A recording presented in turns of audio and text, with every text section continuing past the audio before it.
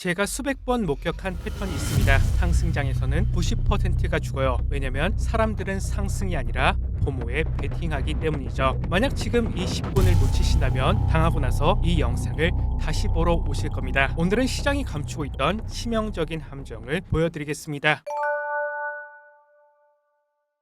안녕하십니까. 국내 금융기관 10년 경력 기관 출신 트레이더 차티스트입니다. 오늘 영상은 새벽 4시에 일어나서 준비했어요. 자료를 수집하고 차트를 분석했고 한 문장 한 문장 정성 들여 만들었습니다. 제 영상은 모든 단락을 듣지 않을 거라면 아예 처음부터 안 보시는 게 낫습니다. 퍼즐 조각 하나만 빠져도 그림이 안 나오거든요. 음식은 천천히 씹어야 소화가 잘 되죠. 영상도 마찬가지입니다. 급하게 넘기지 마시고 차근차근 따라와 주세요. 오늘의 핵심은 딱 두 가지입니다. 하나, 비트코인이 왜 지금 올라갈 수밖에 없는가. 둘, 그런데 왜 대부분은 상승장에서 죽는가. 이 두 가지를 이해하지 못하면 분석은 많은데 결국 계좌는 날려버립니다. 이것이 제일 아이러니한 것이죠. 이게 진짜 무서운 것입니다. 방향은 맞았는데 청산당하는 것. 자, 잡담은 여기까지. 바로 시작해 볼게요. 오늘 준비한 목차는 세 가지입니다. 첫 번째, 지난 관점 복귀. 둘째, 비트코인이 지금 왜 올라갈 수밖에 없는지. 셋째, 그런데도 왜 상승해서 죽는지. 바로 시작해 볼게요. 첫 번째, 지난 관점 복귀입니다. 마지막 영상은 4일 전이었죠. 당시 비트코인은 103K였고 이후 3,000달러 가량 반등했습니다. 영상을 잠시 보면 지금도 수조 원의 돈이 이 자리를 사수하고 있습니다. 앞서 말씀드린 361선 그리고 이 괴물선이 있기 때문에 지금은 뒷배에 있는 매수 구간이라는 것이죠. 그때 말씀드렸죠. 비트코인이 365일 선과 추세선이 살아있기 때문에 반등을 이어갈 것이라고. 실제로 그 후 3.5%가 더 올랐고 저는 아래에서 잡은 롱은 106K 부근에서 절반 익절했습니다. 추세선이랑 이평선은 받쳐주고 있지만 리스크 관리는 필요하다고 봤거든요. 리스크 부분은 오늘 영상 뒤에서 엄청 중요하게 다룰 것입니다. 일단 지금은 딱 하나만 기억해 주세요. 현재 구간 절대 안전하지 않다고. 잠깐 여기서 한 가지 짚고 가겠습니다. 관점, 타점, 대응. 비슷해 보이지만 완전히 다른 이야기이죠. 관점은 유튜브에서 드리는 것이고 큰 그림을 설명하는 자리인 것입니다. 타점하고 대응은 다릅니다. 그건 캔들 하나로도 청산이 갈리는 영역이거든요. 영상에서 예측했던 게 실제로 어떻게 흘러갈지를 보고 대응하시려면 텔레그램으로 오셔야 됩니다. 고정 댓글 링크 타고 들어와만 계세요. 돈 받고 하는 것도 아니고 여러분들의 보호장치입니다. 자, 그럼 두 번째로 넘어가 볼게요. 둘째, 비트코인의 상승 여력이 남았다는 근거는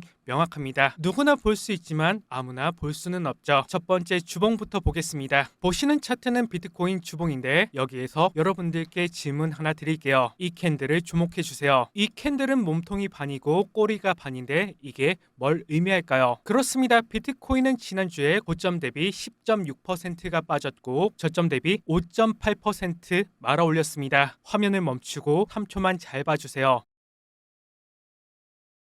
제가 차트를 보면서 많이 느끼는 것은 고민해 보지 않으면 보이지 않는 흔적들이 있다는 것. 그 흔적은 작은 시야로는 절대 안 보이고 조금 멀리서 발견할 수 있는 신호들이 존재한다는 것이죠. 이 주봉 캔들이 바로 그런 경우예요. 지난주에 고점 대비 10%가 빠졌습니다. 즉 매도 압력이 쏟아졌다는 얘기죠. 그런데 6% 정도를 말아 올렸는데 단순히 반등이 나왔네. 이게 아닙니다. 제가 여러 번 강조드리는데 캔들의 몸통이 반이고 꼬리가 반이라는 건 하방 압력은 있었지만 매수세가 전부 그걸 받아냈다는 것입니다. 쉽게 말씀드릴게요. 아래에서 누가 엄청나게 사들이고 있다는 증거입니다. 개인 투자자가 이 정도 매수세로 가격을 끌어올리지 못합니다. 기관 펀드급의 자금이 강하게 들어왔다는 것이죠. 그래서 이 캔들이 중요한 것이고요. 이것은 단순한 반등 캔들이 아니라 누군가 바닥이라 점치고 베팅했다는 신호이거든요. 지난 관점에서 말씀드린 365일 이동평균선 그리고 괴물선의 구간에서 바로 매수 압력이 나온 것입니다. 그리고 하나 더 보여드릴게요. 주봉 볼린저 밴드를 보시면 지금 캔들이 밴드 하단에 걸쳐 있죠. 통계적으로 캔들이 밴드 밖으로 벗어날 확률은 고작 2.5%밖에 안 됩니다. 즉 지금과 같은 구간은 중력의 법칙처럼 되돌림 반등이 일어나는 자리란 이야기죠. 이것은 기술적 필연입니다. 제가 다음으로 중요한 질문 하나 더 드릴게요. 드릴게요. 이번 주 주봉이 지난주 하락분을 완전히 덮는 큰 음봉이 나오려면 최소 마이너스 10% 이상 빠져야 합니다. 그런데 과연 그럴 가능성이 높을까요? 제가 볼 때는 그럴 확률은 높아 보이지 않네요. 왜냐하면 이미 한번 마이너스 10%가 빠졌는데 시장은 무너지지 않았거든요. 그럼 여기서 또 10% 이상 빠지려면 그것보다 더 강한 압력이 필요한데 차트상으로는 그런 신호는 명확하지 않습니다. 만약 빠지더라도 볼린저 밴드라는 기술적 지표를 근거로 빠르게 말아 올리겠죠. 다음으로 둘째 매크로 환경을 볼게요. 자, 제가 차트를 분석하는 사람이니까 주변 환경도 둘러봤어요. 이번에도 중요한 내용이 나오니 집중해 주세요. 참고로 지금 거시경제 분위기는 나쁘지 않습니다. 미국 연방정부 셧다운 위기가 해소 수순에 들어갔고 외신 보도에 따르면 가장 빠른 시나리오로 12월 12일 전후 대통령 서명으로 실질적 타결이 이루어질 가능성이 높다고 했죠. 이것이 중요한 이유는 미국 정부 셧다운 리스크가 사라지면 시장 전반에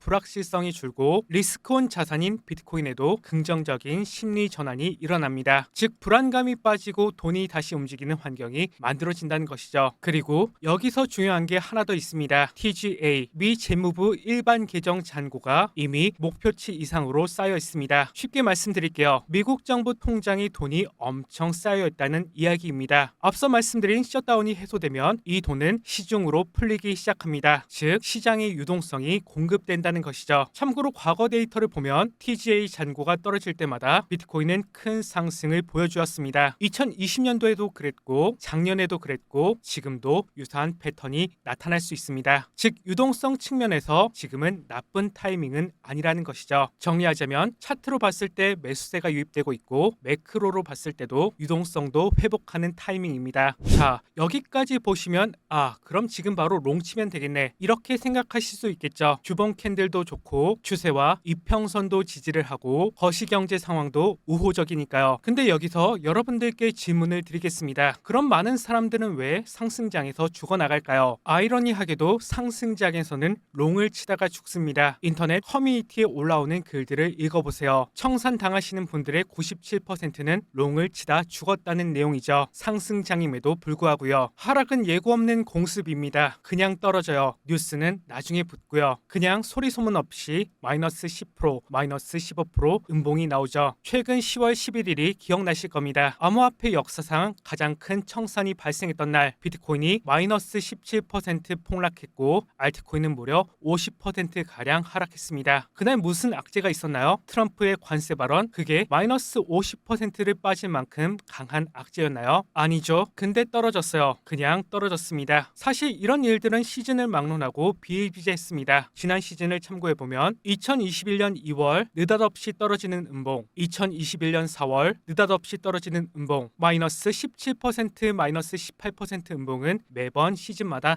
나타났다는 것입니다. 자, 그러면 여기에서 질문 하나 드릴게요. 이번 남은 시즌에서도 11월 11일처럼 알트코인이 마이너스 50% 하락해서 이베롱도 청산당하는 그런 움직임이 없을 것이라는 확신이 있으실까요? 없죠. 저도 없습니다. 그렇기에 우리는 리스크를 관리해야 한다는 것이죠. 자, 이제 제가 왜 앞서 현재 구간이 위험하다고 했는지 그 이유를 보여드릴게요. FVG부터 보겠습니다. 페어밸류 갭, 공정가치 갭이죠. FVG가 무엇인지 모르실 분들을 위해 간단히 설명을 드리면 이 구간은 캔들이 너무 빨리 올라가서 매물대가 제대로 형성이 안 된 구간이거든요. CME 갭과 유사해서 시장은 이런 구간을 언젠간 다시 채우러 올 가능성이 높습니다. 마치 도둑이 범죄 현장을 다시 방문하는 것처럼요. 비트코인 월봉 차트를 자세히 볼게요. 여기 보시면 98.1K부터 95.7K까지 페어밸류 갭이 하나 있습니다. 그리고 하나 더 CME 갭을 보시죠. 많은 분들이 보고 계시는 CME 선물 거래소의 갭입니다. 비트코인은 역사적으로 CME 갭은 거의 다 채웠습니다. 한편 아직 채우지 않는 갭이 95.2K부터 약 92K 사이에 CME 갭이 있네요. 앞서 말씀드린 페어밸류 갭과 CME는 메워지는 경향성이 있죠. 그래서 중요한 건 지금 이평선을 지지받고 캔들도 좋고 거시경제가 우호적이라고 해도 그냥 무지성 50배, 100배 롱을 치면 안 된다는 것입니다. 그럼 어떻게 해야 할까요? 저는 이렇게 보고 있습니다. 만약 비트코인이 365일 선 아래에서 일봉이 종가 마감이 되면 저는 롱을 96K 부근부터 92K까지 천천히 분할로 매수를 받을 생각입니다. 왜냐하면 FVG 하단, CME 갭, 그리고 이전 매물대 이 세 개가 동시에 겹치는 구간이기 때문이죠. 여러분은 각자 나름의 근거로 타점을 정하시면 됩니다. 제 영상은 참고만 하시고요. 자, 오늘의 내용을 정리하겠습니다. 비트코인은 여전히 상승 여력이 있습니다. 주봉상 매수세가 강하고 유동성은 복귀하는 타이밍이죠. 다만 상승장일수록 청산이 많다는 것은 잊지 말아주세요. 지난 10월 11일처럼 급락은 언제든 재현될 수 있습니다. 결론은 하나입니다. 상승은 유효하지만 리스크 관리 없이는 의미가 없다는 것이죠. 그래서 저는 이렇게 볼 것입니다. 만약 365일 이동평균선 아래에서 일봉이 종가 마감이 되면 96K부터 90K 초반까지 다시 매수를 진행할 생각이에요. 오늘 영상을 보시면서 결국 오르는 건가 내리는 건가 조금 헷갈리셨을 수 있습니다. 그렇다면 그건 제가 충분히 명확히 전달하지 못한 탓이죠. 하지만 제가 드리고 싶은 말씀은 하나예요. 방향성보다 더 중요한 것은 살아남는 것입니다. 어차피 불장이 온다면 지금 들어갔거나 기다렸다 들어가거나 결과는 비슷하죠. 하지만 청산당하면 그 결과는 되돌릴 수 없습니다. 한번 생각해보세요. 청산은 본인만 힘든 게 아니며 가족 얼굴 보기 미안하고 부모님한테 전화하기 무섭고 아이들 앞에서 당당하지 못하고 그것이 바로 진짜 고통이죠. 돈보다 훨씬 더 무겁습니다. 저는 여러분이 그런 상황을 겪지 않으시길 바래요. 혹시 오늘 영상이 시간 낭비였다고 느껴지시면 구독을 취소하셔도 괜찮습니다. 단 하나라도 건졌다라고 생각이 되시면 구독 눌러주시면 감사드릴게요. 앞으로도 근거 있고 진심이 담긴 분석으로 찾아오겠습니다. 그럼 이상으로 모두 마칠게요. 차티스트였습니다.